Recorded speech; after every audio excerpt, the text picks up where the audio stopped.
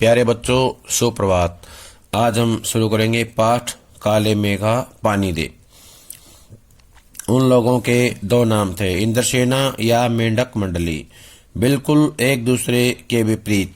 जो लोग उनके नगन शरीर, उनकी उछल कूद, उनके शोर शराबे और उनके कारण गली में होने वाले कीचड़ कांदों से चिढ़ते थे, वे उन्हें कहते थे मेंढक मंडली। उनकी अगवानी गलियों से होती थी। अगवानी माने आना, आगमन। वे होते थे 10-12 बरस से 16-18 बरस के लड़के, सावला नंगा बदन, सिर्फ एक जांघिया या कभी कभी सिर्फ लंगोटी। एक जगह इकट्ठे होते थे। पहला जयकारा लगता था, बोल गंगा मैया की जय। जयकारा सुनते ही लोग सावधान हो जाते थे। स्त्रियां और लड़कियां छज्जे बारजे से झांकने लगती थी और यह विचित्र नंग धड़ंग टोली उछलती कूदती संवेद पुकार लगाती थी, काले मेघा पानी दे, गगरी फूटी बैल पियासा, पानी दे गुड़धानी दे, काले मेघा पानी दे। उछलते कूदते एक दूसरे को धकियाते ये लोग गली में किसी दुमहले मकान के सामने रुक जाते। पानी दे मैया, इंद्रसेना आई है। और जिन घरों में आखिर जेठ या शुरू आषाढ़ के उन सूखे दिनों में पानी की कमी भी होती थी, जिन घरों के कुएं भी सूख जाते थे या सूखे होते थे, उन घरों से भी सहेज कर रखे हुए पानी में से बाल्टी या घड़े भर भर कर इन बच्चों को सर से पैर तक तर कर दिया जाता था। ये भीगे बदन मिट्टी में लोट लगाते थे। पानी फेंकने से पैदा हुए कीचड़ में लथपथ हो जाते थे। हाथ पांव बदन मुंह पेट सब पर गंदा कीचड़ मल कर फिर हाँक लगाते, बोल गंगा मैया की जय। और फिर मंडली बांध कर उछलते कूदते अगले घर की ओर चल पड़ते। बादलों को टेरते, काले मेघा पानी दे। टेरना होता पुकारना। वे सचमुच ऐसे दिन होते जब गली मोहल्ला गांव शहर हर जगह लोग गर्मी में बुन बुन कर त्राहिमाम कर रहे होते। जेठ के 10 तपा बीत जाने पर या बीत कर आषाढ़ का पहला पखवाड़ा भी बीत चुका होता, पर क्षितिज पर कहीं बादल की रेख भी नहीं दिखती होती। कुएं सूखने लगते। नलों में एक तो बहुत कम पानी आता और आता भी तो आधी रात को भी मानो खोलता हुआ पानी। यहाँ से जुड़े हुए प्रश्न देखेंगे। पहला तो यही होगा, इंद्रसेना किसका नाम था या मेंढक मंडली किसका नाम था, बताना है। 10-12 बरस से 16-18 बरस के लड़कों का, 10-12 बरस से 16-18 बरस के लड़कों का नाम था इंद्रसेना। या सीधा ये भी कह सकते हैं, जो बच्चे पानी मांगते थे द्वार द्वार जाकर, उसका नाम इंद्रसेना था। प्रश्न आ जाए, इंद्रसेना या मेंढक मंडली किसका नाम था, तो बताना है उन बच्चों का नाम था जो टोली बनाकर द्वार द्वार पानी मांगते थे, गंगा मैया की जय बोलते थे। अगला प्रश्न है, दो नाम हो गए, इंद्रसेना या मेंढक मंडली। अब विपरीत, एक दूसरे के विपरीत थे। क्यों थे? क्योंकि जो लोग उनको अच्छा नहीं मानते थे, गलियों में पैदा हुए कीचड़ से जो है दुखी थे या पानी की बर्बादी मानते थे, वो लोग जो उसको मेंढक मंडली कहते थे। क्या कहते थे? मेंढक मंडली। जो लोग उनके नगन स्वरूप शरीर, उनकी उछल कूद, उनके शोर शराबे और उनके कारण उत्पन्न गली में होने वाले कीचड़ कांदों से चिढ़ते थे, वे लोग उन्हें मेंढक मंडली कहते थे। और जो लोग धार्मिक आस्था में विश्वास रखते थे, वो उनको इंद्रसेना कहते थे। इंद्रसेना का मतलब है इंद्र की सेना। इंद्र कौन था? वर्षा का देवता। कौन है? वर्षा का देवता। अगला प्रश्न आएगा, इंद्रसेना की अगवानी कहां से होती थी? गलियों से। कहां से होती थी? गलियों से होती थी। अगला प्रश्न है, उनकी उम्र कितनी होती थी? 10-12 बरस से 16-18 वर्ष के, 10-12 बरस से 16-18 वर्ष के लड़के होते थे वो। अगला प्रश्न आएगा, क्या जयकारा लगाते थे इंद्रसेना? बोल गंगा मैया की जय। क्या लगाते थे? बोल गंगा मैया की जय। जयकारा सुनते ही लोग क्या करते थे?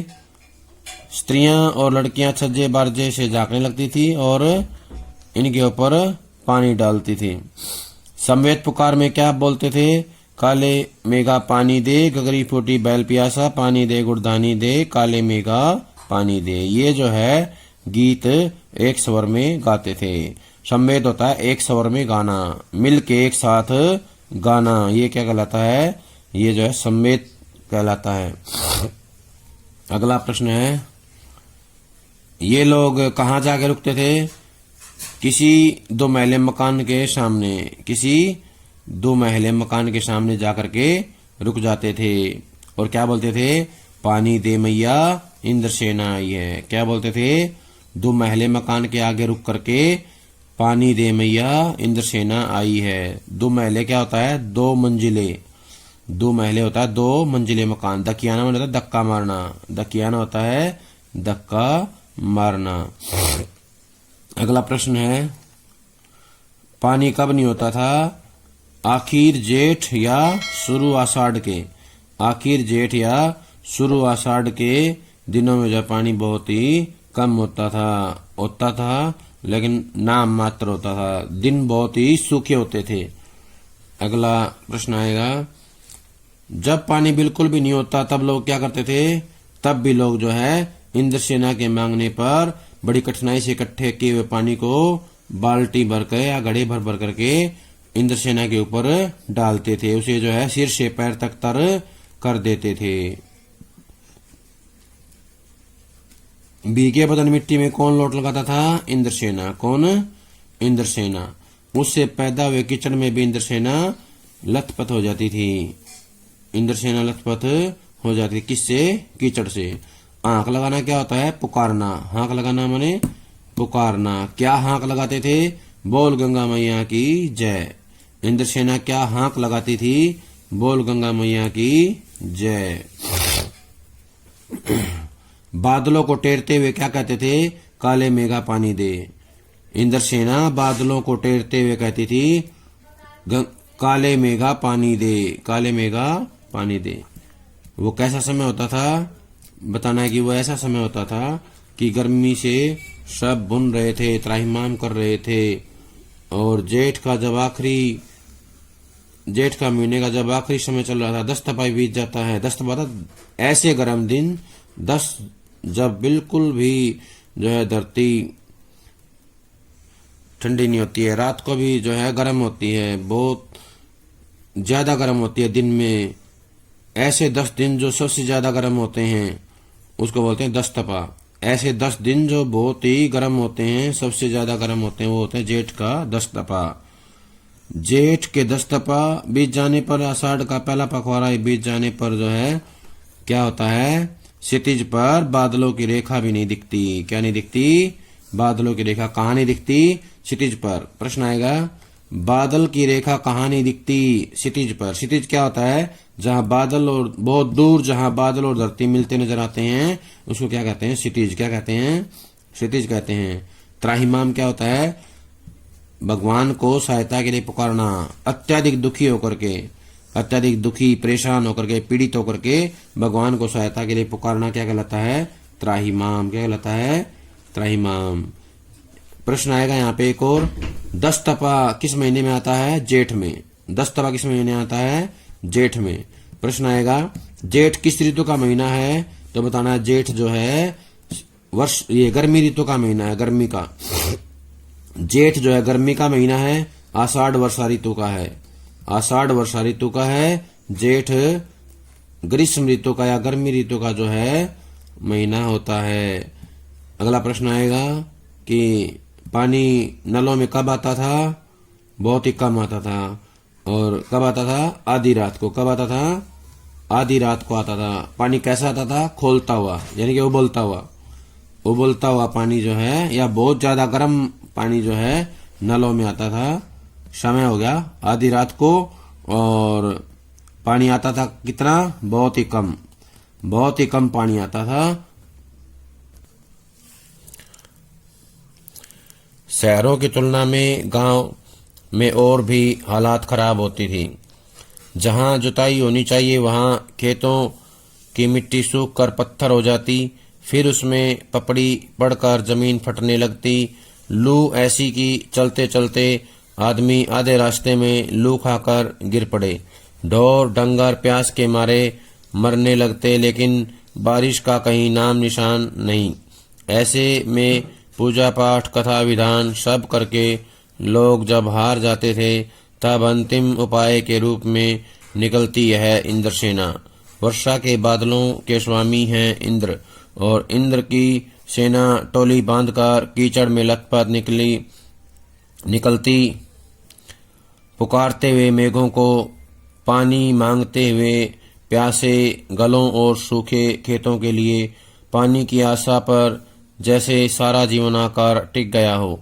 बस एक बात मेरे समझ में नहीं आती थी कि जब चारों ओर पानी की इतनी कमी है तो लोग घर में इतनी कठिनाई से इकट्ठा करके रखा हुआ पानी बाल्टी भर भर कर इन पर क्यों फेंकते हैं। कैसी निर्मम बर्बादी है पानी की।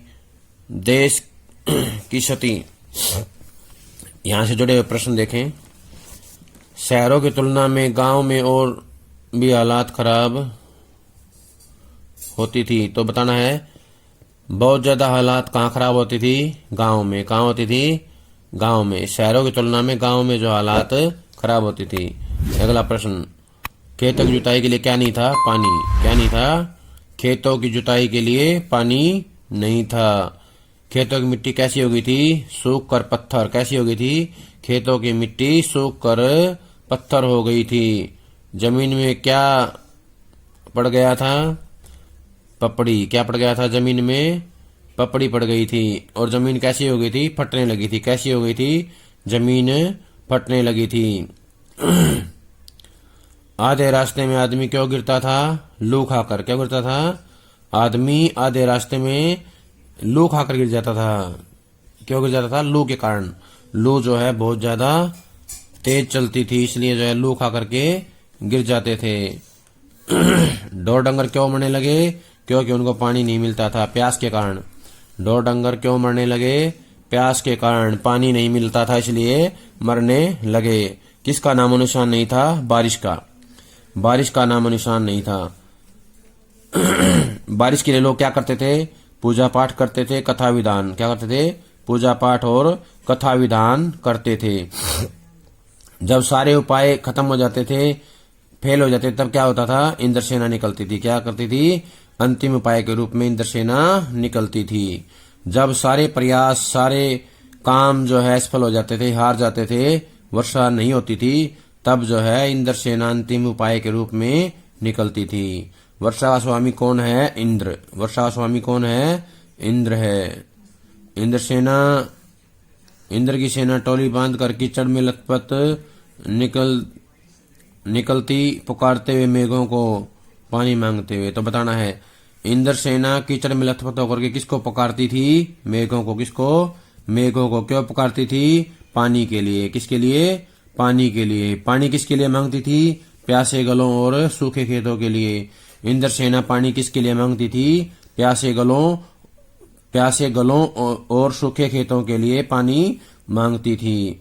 किसके ऊपर जीवन आके टिक गया था, पानी की आशा पर। किस पर, पानी की आशा पर जीवन आकर के टिक गया था। लेखक को क्या समझ में नहीं आया, लेखक को यह समझ में नहीं आया कि लोग बड़ी कठिनाई से पानी लेके आते हैं और बाल्टियां भर भर कर इन पे क्यों डालते हैं, इंद्रसेना पर क्यों डालते हैं। लेखक इंद्रसेना पर पानी डालने को क्या कहता है, पानी की निर्मम बर्बादी। क्या कहता है, पानी की निर्मम बर्बादी। क्या कहता है, पानी की निर्मम बर्बादी। निर्मम पानी की बर्बादी लेखक किसको कहता है, इंद्रसेना पर पानी डालने को। निर्मम बर्बादी किसे कहता है, इंद्रसेना पर पानी डालने को। प्यारे बच्चों, ये था हमारा पहले पाठ से काम। सभी इसको याद कर ले जब तक अगली वीडियो आती है। सभी का बहुत बहुत धन्यवाद।